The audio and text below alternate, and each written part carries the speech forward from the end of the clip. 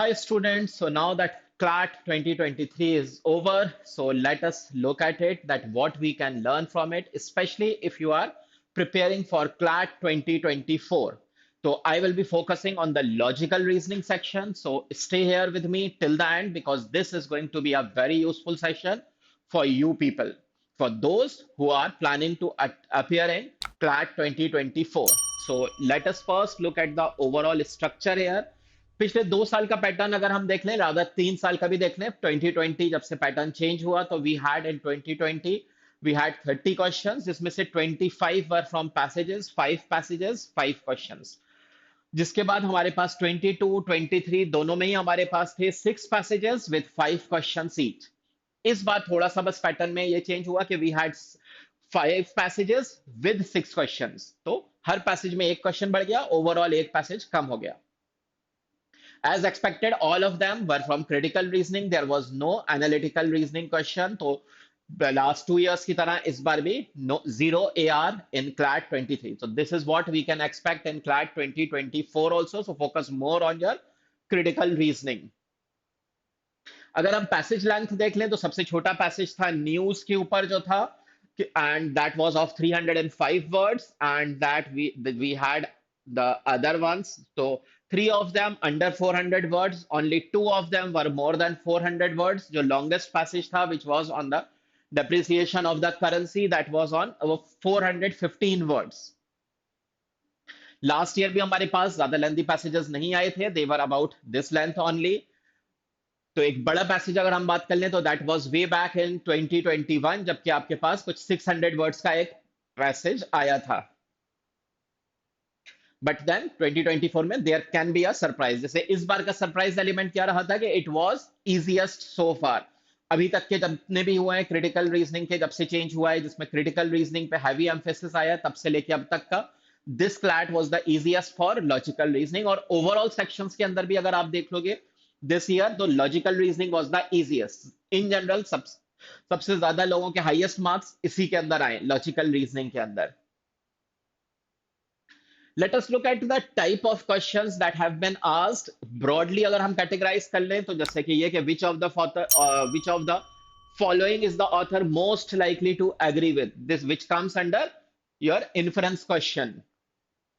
इसको कभी कभी बिग पिक्चर क्वेश्चन के अंदर भी इस फॉर्म में पूछा जा सकता है कि ओवरऑल क्या पूछा है उसने, राइटर ने, क्या आप समझ सकते हो। तो बिग पिक्चर या इन्फ्रेंस कंक्लूजन, वो वाली कैटेगरी के क्वेश्चंस थे यहाँ पे काफी सारे। सबसे ज्यादा हमारे पास इन्फ्रेंस क्वेश्चंस ही आए इस बार के क्लैट के अंदर। लास्ट ईयर भी majority was from this chunk only. फिर यहाँ पे नेक्स्ट आ गया आपके पास weak weak in the argument and strength in the argument, जिसमें कुछ क्वेश्चंस के अंदर लैंग्वेज थोड़ी सी बदली हुई थी। They had not directly asked कि which of the following will weaken the questions. तो जैसे यहाँ पे भी उन्होंने पूछा है which of the following if true would reduce the decline in the value of the rupee if true. तो यहां से हमें समझ में आ रहा है कि it is asking us about strengthen और वीकन, और फिर बाकी लैंग्वेज हमें देख के समझना है। और कुछ में डायरेक्टली ही पूछ लिया स्ट्रेंथन एंड वीकन। तो we had this type of question, strengthen the argument, weaken the argument, जिसमें कुछ एडिशनल इंफॉर्मेशन रहती है which we have to consider to be true and then we have to answer. जबकि inference assumption के अंदर the information, the answer will be coming from what information is already provided in the passage.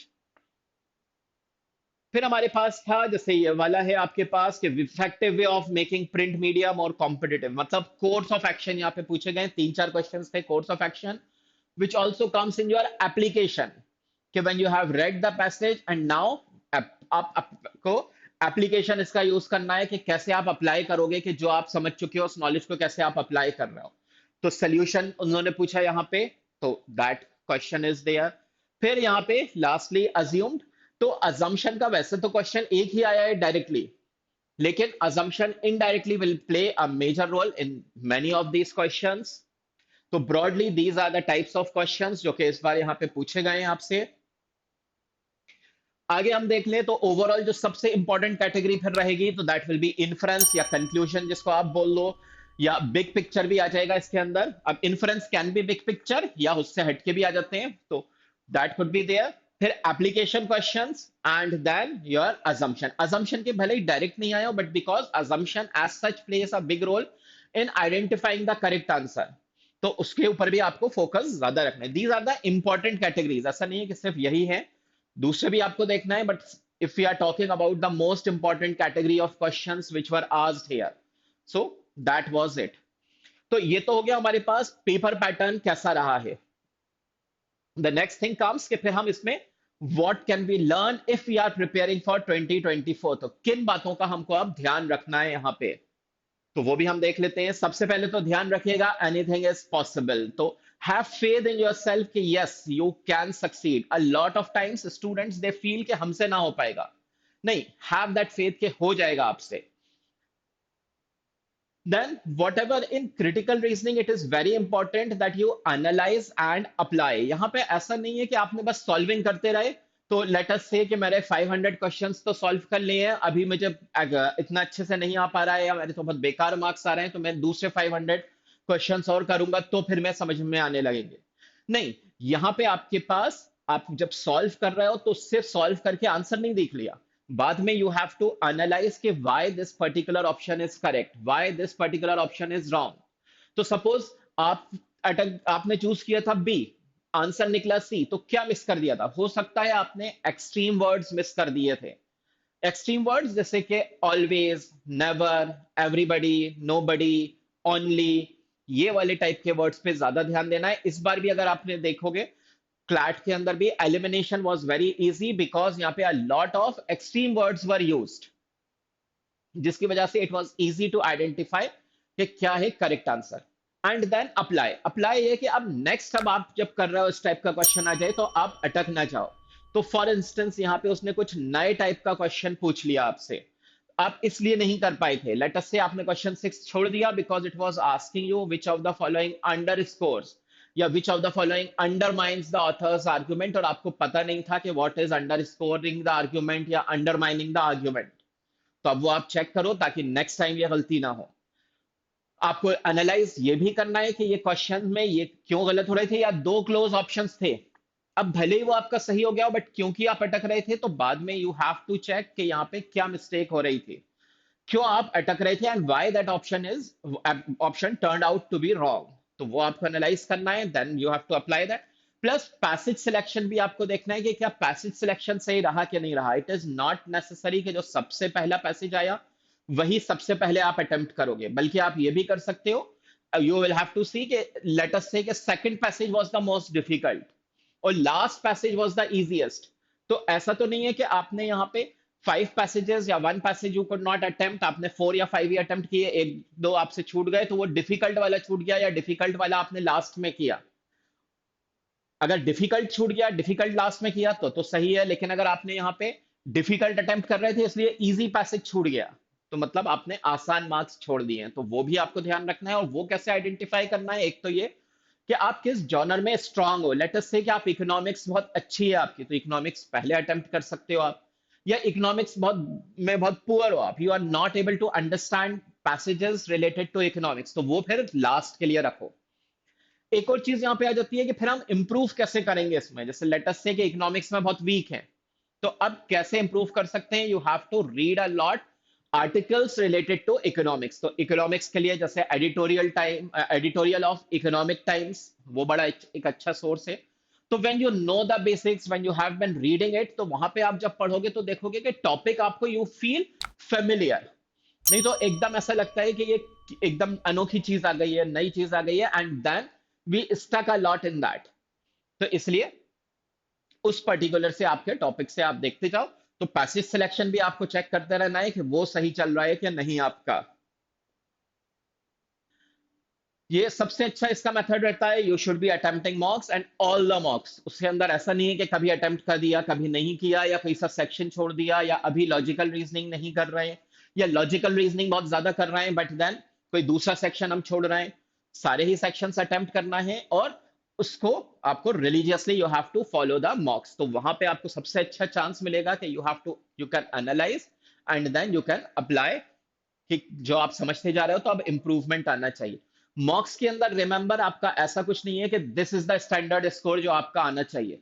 There should be a gradual improvement, कि धीरे धीरे आप improve करते जा रहे हो, धीरे धीरे आप ऊपर चढ़ते जा रहे हो। If there is a gradual improvement, अगर हम देख ले लास्ट के 4 और 6 मॉक्स, इंप्रूवमेंट आ रहा है, मतलब कि you are going in the right direction.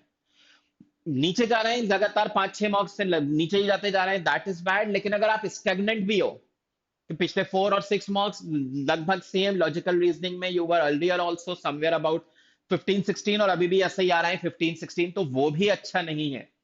You have to increase it, हाँ, ग्रेजुअल इंक्रीज। तो ऐसा नहीं है कि नेक्स्ट 2 मार्क्स में हम 16 से कैसे 28 पहुंच जाए, बल्कि नेक्स्ट 2 मार्क्स में हम कैसे 17 या 18 टच कर लें, फिर 18-17 टच होने लगे तो अब कैसे 19-20 टच कर लें। तो look for your gradual improvements. Read a lot. Reading will help you not only in logical reasoning but also in English and legal reasoning. So you should be reading a lot, and that too from different sources. So obviously editorials of newspaper, that is a very good source. Novels you should be reading, और वो भी target based। ऐसा नहीं है कि 3 महीने से वो एक famous 5 की novel चल रही है। 10 to 15 days you should be finishing। And magazines हो गई, जैसे Reader's Digest, a very good magazine that you can get free of cost if you are having a Geo। Then other you have these blogs on the internet, वो आप देख लो।